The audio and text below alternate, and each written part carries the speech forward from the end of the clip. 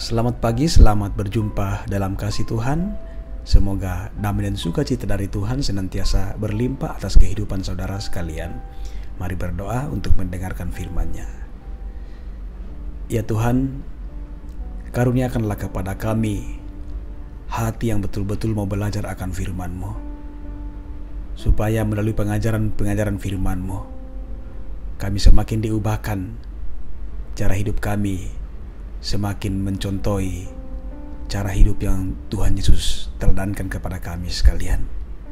Ya Tuhan, tolonglah kami telah sedia mendengarkan, memaknai, dan melakukan firman-Mu.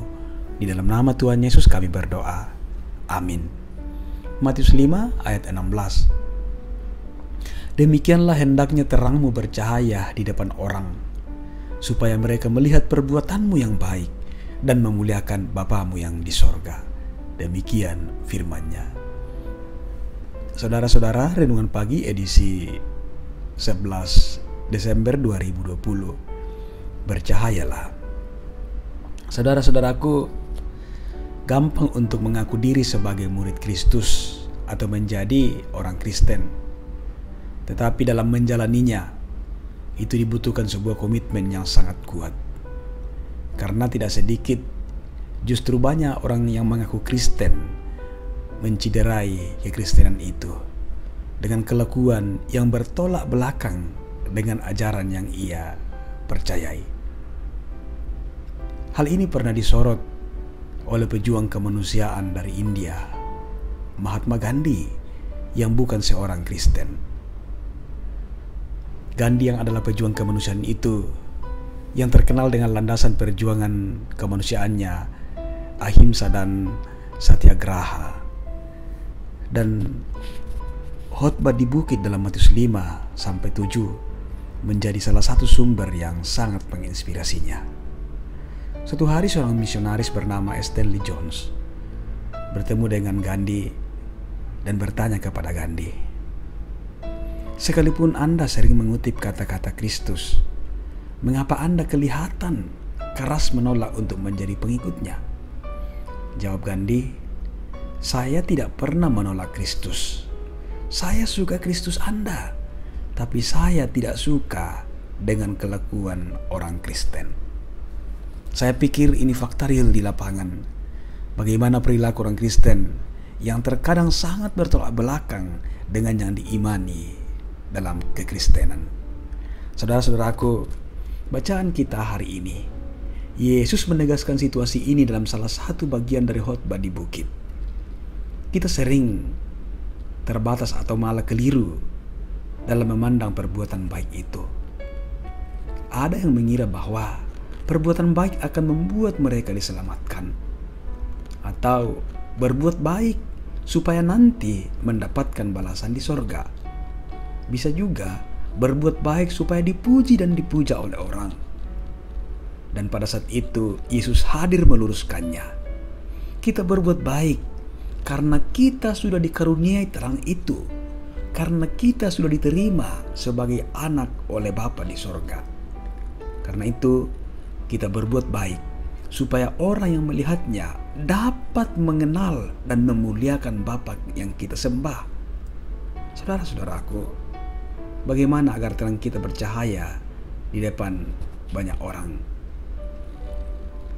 Madeleine Angel, seorang penulis novel, memberikan gagasan yang perlu digarisbawahi. Dia katakan bahwa suatu cara efektif untuk menarik orang datang kepada Kristus bukanlah dengan mencelah kepercayaan mereka atau menuding kesalahan mereka dan menunjukkan bahwa kita lebih benar dari mereka, melainkan dengan memancarkan cahaya yang begitu indah sehingga mereka dengan segenap hati mengetahui sumber cahaya itu. Karena itu saudara-saudaraku, mari kita merenung bahwa ada cahaya yang lebih indah dari kasih dan kepedulian yang tulus kepada sesama. Matius 5 ayat 16. Demikianlah hendaknya terang-Mu bercahaya di depan orang, supaya mereka melihat perbuatan-Mu yang baik dan memuliakan Bapa-Mu yang di sorga. Karena itu saudara-saudara, di dalam masa-masa Advent yang kedua saat ini, sungguhkah kita melihat diri kita bahwa kita sungguh-sungguh dikasihi oleh Tuhan. Dan dalam kesadaran itulah akan menolong kita menantinya dalam pengharapan.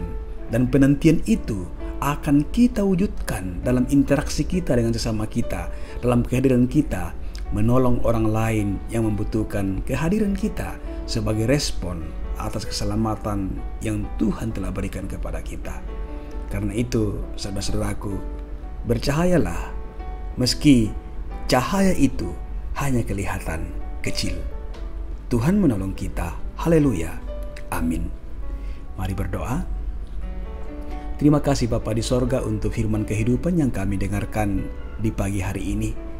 Dengan tuntunan Roh Kudus-Mu kami dimampukan untuk memahaminya dan kami ditolong di dalam melakukannya. Oh Bapa di sorga, biarlah Tuhan di dalam masa-masa Advent ini, dalam masa-masa penantian, kami sungguh-sungguh menyadari diri kami bahwa betapa hidup kami dikasihi oleh Tuhan. Karena itu kami akan juga terus menyatakan terang bagi sesama kami. Tolonglah kami Tuhan, kami terbatas, namun kami tahu, kami yakin bahwa kasih Tuhan yang sempurna akan menjadi kekuatan kami di dalam ketidakmampuan, dalam keterbatasan kami. Ampuni kami Tuhan dan terimalah doa kami. Karena doa ini kami persembahkan di dalam nama Tuhan Yesus, itulah Tuhan dan Juru Selamat kami yang kami nanti kedatangannya. Haleluya. Amin.